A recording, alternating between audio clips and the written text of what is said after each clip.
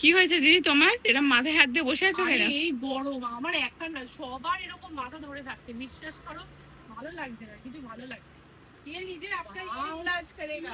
Cute দেখতে, just একটু দেখো তোমরা, কি কিউট দেখতে। মানে জবে থেকে আমার স্টোরি এসেছে, আমি জাস্ট এদেরকে নিয়েই মানে থাকছি। মানে এত এদেরকে আমার ভালো লাগছে, বিশ্বাস করো তোমাদেরও খুব ভালো লাগবে। দেখো ডক্টর, এটা বাচ্চারা যারা ডক্টর সেট চায় বা কোনো ছেলে যারা ডক্টর হতে চায়, একদম বেবিরা, মা আমি ডক্টর হচ্ছি তোমাকে একটুখানি দেখে দিচ্ছি, এরকম যারা বলতে চায় তাদের কিন্তু এরকম নিতে পারে।